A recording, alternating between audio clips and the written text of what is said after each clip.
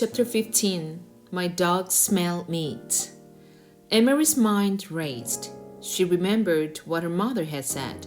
If anyone stops you, you must pretend to be nothing more than a silly little girl. She stared at the soldiers.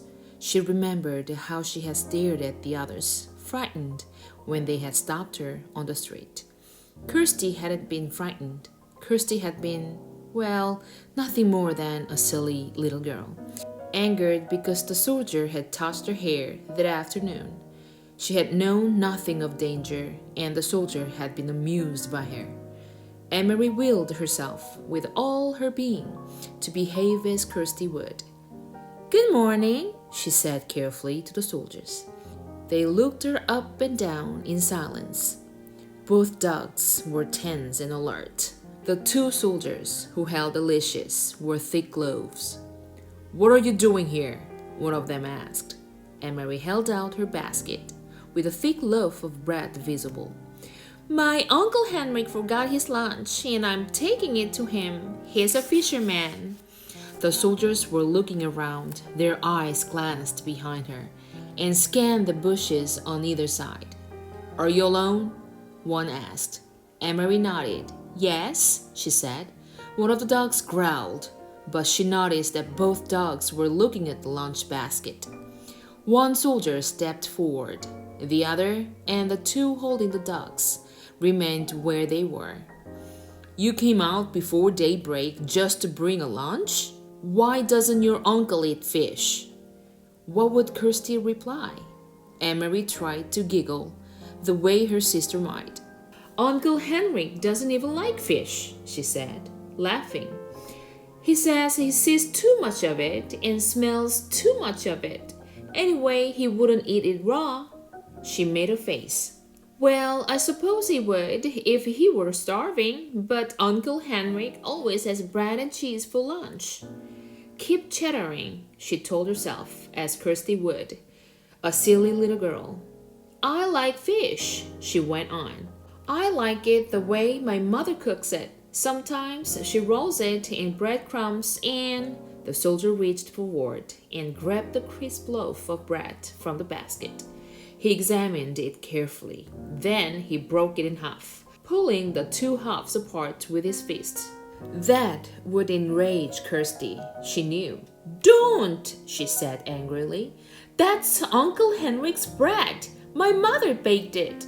The soldier ignored her. He tossed the two halves of the loaf to the ground, one half in front of each dog.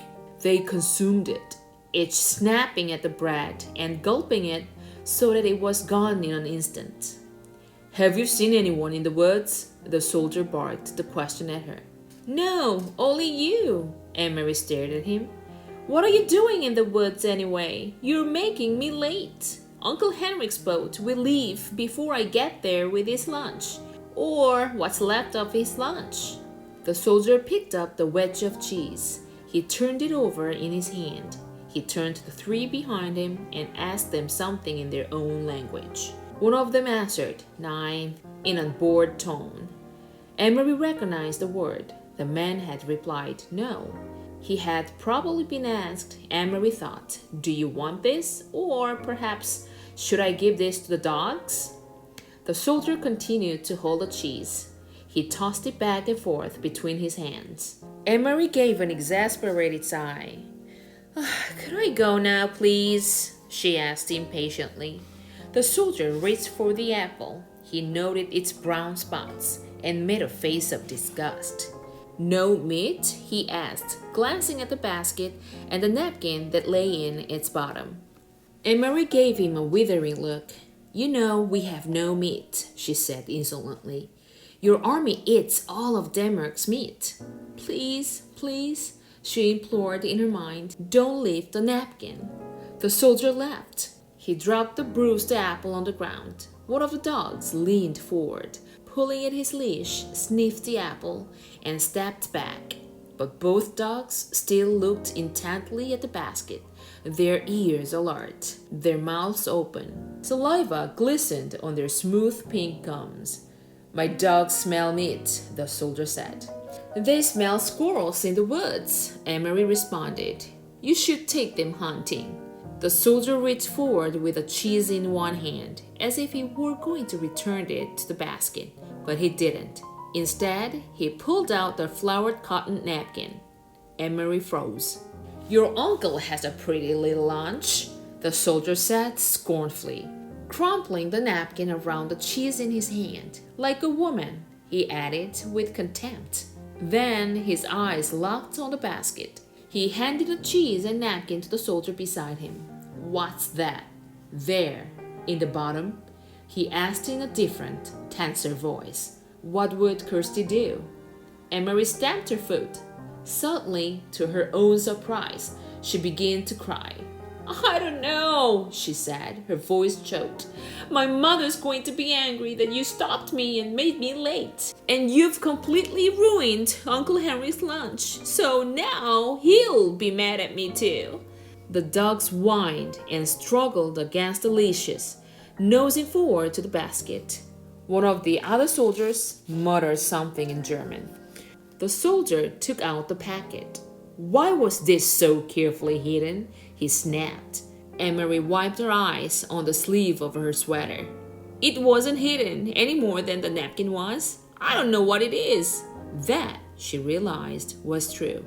She had no idea what was in the packet. The soldier tore the paper open while below him.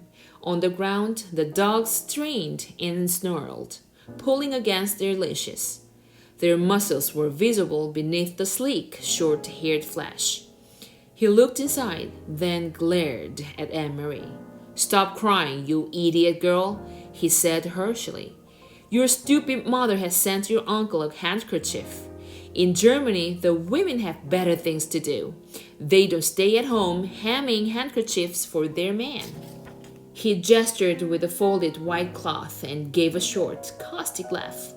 "At least she didn't stitch flowers on it." He flung it to the ground, still half wrapped in the paper, beside the apple.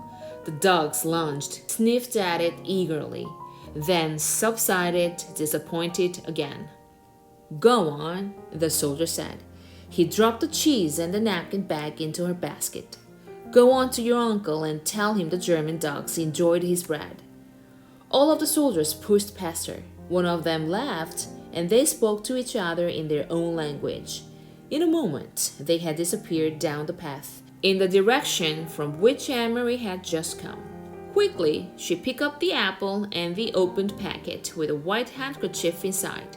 She put them into the basket and ran around the bend toward the harbor, where the morning sky was now bright with early sun and some of the boat engines were starting their strident din. The Ingeborg was still there by the dock, and Uncle Henrik was there, his light hair wind-blown and bright as he knelt by the nets. Emery called to him and he came to the side, his face worried when he recognized her on the dock. She handed the basket across. "Mama sent your lunch," she said, her voice quavering. "But soldiers stopped me, and they took your bread."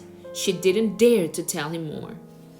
Henrik glanced quickly into the basket. She could see the look of relief on his face, and knew that it was because he saw that the packet was there, even though it was torn open.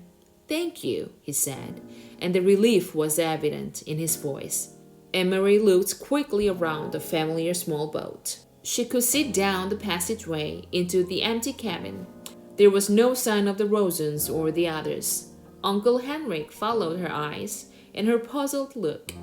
"All is well," he said softly. "Don't worry. Everything is all right." "I wasn't sure," he said, "but now," he eyed the basket in his hands, "because of you, Anne-Marie, everything is all right. You run home now and tell your mama not to worry. I will see you this evening." He grinned at her softly. "They took my bread, eh?" he said. "I hope they choke on it."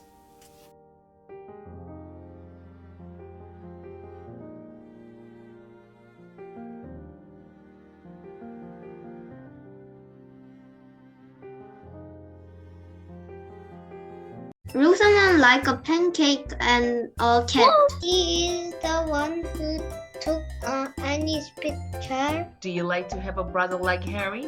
No. Because so small so I can get it. If it grow, I will plant A new route and land America. idea. I don't have idea, America. That's the name of the new place? It's like don't have your things. But why me? I'm going to shot by them? No, I don't want to die. I feel scared, but also I wonder. We can be friends with the soldier and I don't get to go to jail. If they Nazis see the Johansson family and Helen is in danger. Think about it. You guys all feel don't want to die, isn't it? Yeah, but this is not war. It might be a war.